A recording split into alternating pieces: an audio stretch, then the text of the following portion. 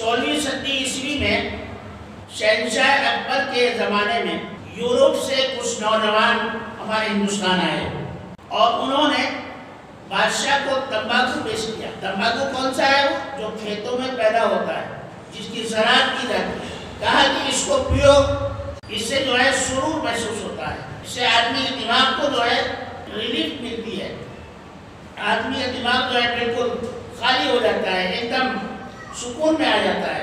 بادشاہ نے شاہی طبیب کو وہ تمباکو دکھایا، اس نے سن کر کہا طبیب نے کہ اس میں نقصان بہت زیادہ ہے اور فائدے نہ ہونے کے برابر، یہ اچھی چیز نہیں ہے۔ لیکن چونکہ بادشاہ تھے، بادشاہ کو انہوں نے اس کی بہت زیادہ فائدے بتائے، تو بادشاہ نے اس کی کاشت کی ہندوستان میں اجازت دے دی۔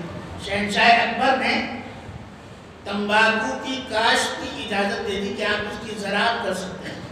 جب یہ پیدا ہونے لگا تو تمباکو فری تقسیم ہونے لگا کہ آپ بھی کھاؤ، تھوڑا سا آپ بھی کھاؤ، تھوڑا آپ بھی کھاؤ، یہاں تک کہ ہزاروں لوگوں کو تمباکو کا عادی بنا دیا گیا۔ اب جب وہ اس کے عادی ہو گئے تو اب کہا کہ اب فری نہیں ملے گا، اب پیسے کا ملے گا، اب پیسہ دو اور تمباکو خریدو۔